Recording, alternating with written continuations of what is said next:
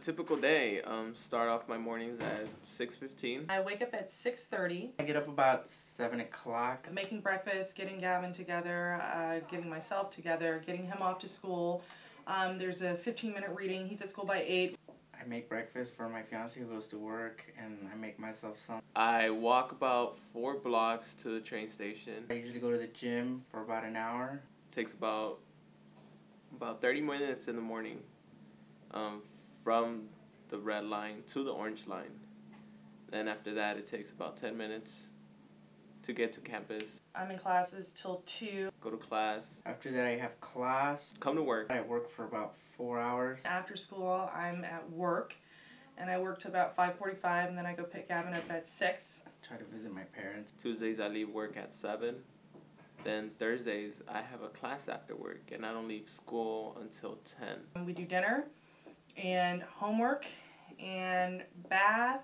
Once I get home, when I can, I help out cleaning the house. I go to the gym again. After he's done with his homework and he's in bed, he's usually in bed by about 8:45, 9, then I can usually get started on mine, which is a few hours. And after doing all that and chores, I have time to do homework. So I'm in bed probably by midnight and then ready to do it all over again.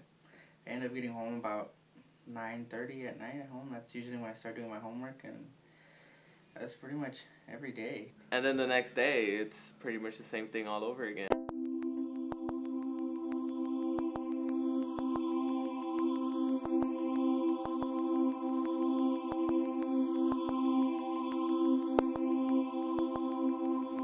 I'm a first-generation college student. My goal is to transfer by next year, either to UC Santa Barbara or UCLA. I got shipped to Okinawa, Japan for 2 years there. That was my first duty station. I did 1 year there, and the second year I got kind of selected to be in a in a small unit that's called a Marine Expeditionary Unit. My responsibility was to maybe finish high school, which wasn't even necessity, and to definitely get a job and start contributing to a family. I'm considering biochemical engineering. I came in with my GED, and so you have to kind of start at the beginning. I tested high into English, but not so much with math. I was able to help out in the Philippines. There was a big mudslide there, and we were the first American forces there that were able to try to help out people and hand out food. Trying to balance a 3-year-old full-time work and full-time school, it just wasn't, panning out. I am currently majoring in electrical and computer engineering. I could see myself going into a UC, into a Cal State, because of financial aid. I plan to transfer to UCLA, where I plan on getting my BA and then my master's. I actually want to be a professor of history, teach in community colleges.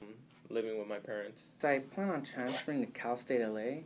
I think it'd be an honor just to be able to give back and give back to the youth that are like me. I help out with some bills. I sometimes pay the cell phone bill when my dad can't. I help with the rent. So I work on campus. I'm able to work part-time, but that's due to scholarships and grants and programs like that. Otherwise, it would not be possible at all. Being with the GI Bill and with the financial aid was able to pretty much get away from my job so that I can pay all my attention to my education. I volunteer. I'm a PTA. I'm in TRIO. I'm in Eco Advocates. I'm in EOPS. I suffer from PTSD, and it's very hard to stay focused for me. And each dollar invested into a student brings the state $3 back in revenue. And they're going to profit off each dollar spent on a student who's going to continue in school, getting an education, becoming something, and getting a job out there in the workforce. I just think it'd be a travesty. It really would, to not invest in the future.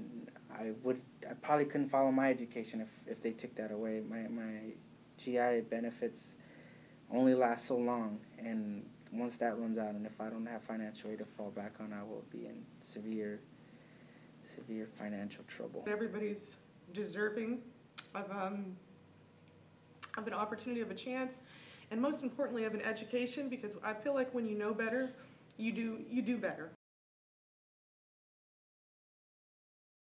Education is always worth preserving.